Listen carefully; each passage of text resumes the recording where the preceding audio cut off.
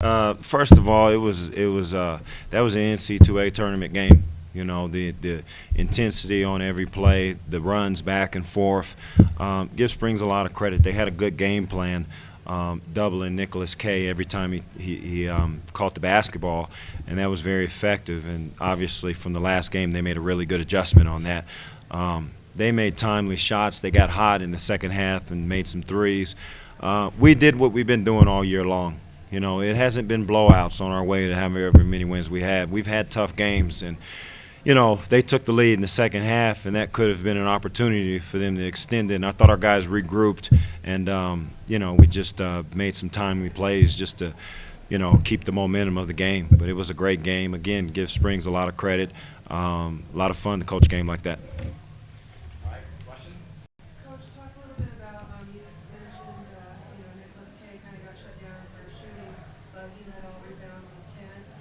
Talk about how that opened up the opportunities for the other players. Yeah, that's a very good point. I mean, he had 7 defensive rebounds, and we've talked all week about finishing possessions when they shoot the basketball, because they beat us by 10 on the glass, and we reversed it this time. We were plus 10 on the glass, which was probably the stat of the game. So, you know, if you're not scoring and they're doing a good job on you, in which they were with Nicholas, he was 1 for 8, you find other ways to help your team win games. And, you know, all 7 of those defensive rebounds, he had 10 total, you know, were important in a game like this. So he found another way to, you know, contribute to the win, you know, and that's just hard work right there.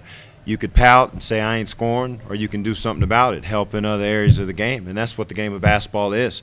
You know, you have to find a way to help your team win. So he's commended for that, getting 10 rebounds.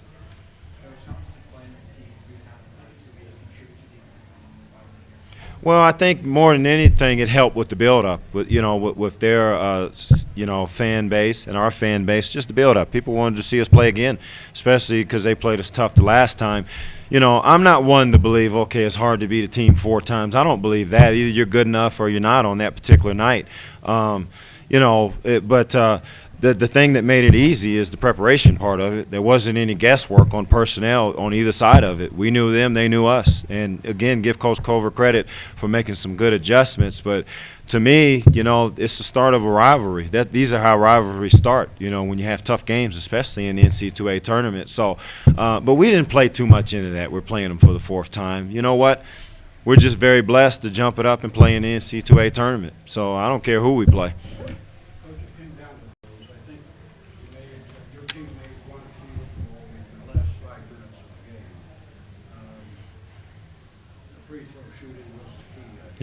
Yeah. Well, you want to know what the key in the game is? The dude to my right got 37 points tonight. That was the key to the game right there. I mean, and I say that he spread those 37 out, and think about when he was getting baskets at critical times. He found a way to get fouled. He found a way to just get the ball in the basket, you know. And we work on free throw situations every day in practice in terms of pressurized free throws. You know, some of those free throws were 1-and-1s. You missed the front end of those 1-and-1s, you know, a dangerous game. But, you know, we train to make those free throws, and we put a lot of time and effort into that. It's a special situation, you know, the free throw thing. But obviously, it goes without saying, BJ was incredible in terms of just getting a big shot when we needed it. Free throws for a minute. Derrick White, 16 of his 20 points were free throws. Talk a little bit about how you guys shut down their shooting stuff. I don't know if we shut it down. They made something.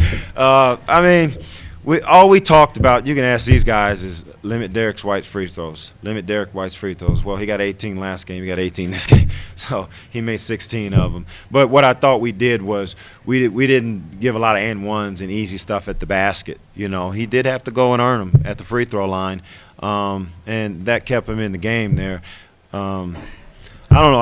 With a player like that, you know, I think we did a really good job in the second half. I believe he had 6 points, if I'm not mistaken. You know, so again, I thought the game changed. We had the game. I think we were up 11, and I thought it was going to go and get pushed out a little bit. And they hit timely threes. They had a stretch, my goodness, where they made 3 out of 4 possessions were threes, I believe, if I'm not mistaken. So, you know, give them credit because they held their poise.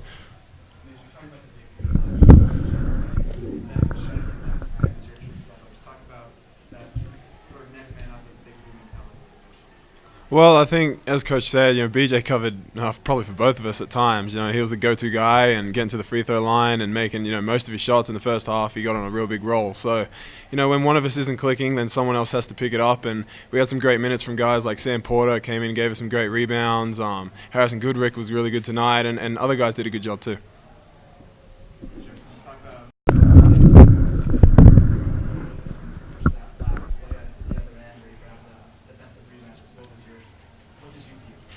I mean, Sam does that in practice every day. Always competes. Like, he's probably one of our best competitors in practice. And, I mean, it's nothing for him to go out there and get the rebound. I expect him to get that rebound. He's that good of a player. So it's nothing new. Brandon, did you feel any pressure there as that thing was winding down? You're going up to the free throw line and the game's 2 points or whatever it was. You had to hit them. No, not at all. I mean, national championship game, I missed the 1-on-1. I mean, so ever since then, I mean, no pressure at all. So that was the biggest stage. So this was nothing compared to that. So I just went back and practiced my free throws all summer and came through at the end. But, I mean, I had 4 turnovers this game, so I needed like 3 in a row in critical situations. So I need to get better with that.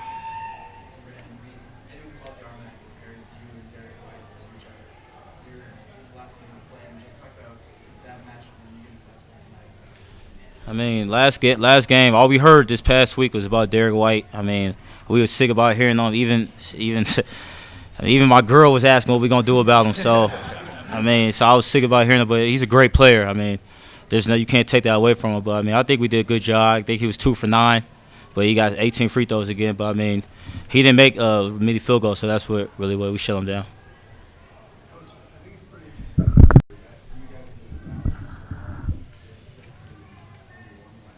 Yeah. Well, I mean, they have everybody coming back. If you look at their roster next year, they should be very good again. To me, rivalries, it's not just about wins and losses. It's the intensity in which you play, the opponents. And we played them 4 times. So that's the start of something. If rivalry's too small or too big of a word, it's the start of something there. Going back to the game, we're talking about Derrick White. I'll just piggyback off that.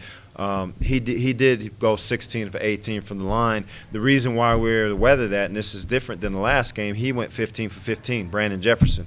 So, Derrick was +1. I think it can cut both ways on the experience. Sometimes you can be ignorant in terms of you've never been in that moment, so it works for you. You don't maybe feel that pressure because you've never been through it before. And, again, it can cut both ways. But I think, our guys, there was never any panic that set in, and we were going backwards a couple times tonight. But, experience of being in those kind of games. I mean, over the course of their careers, this is 3 years and this is 4 years right here. I can't tell you how many games we've had like that, So, they have a reference point when it gets tight like that.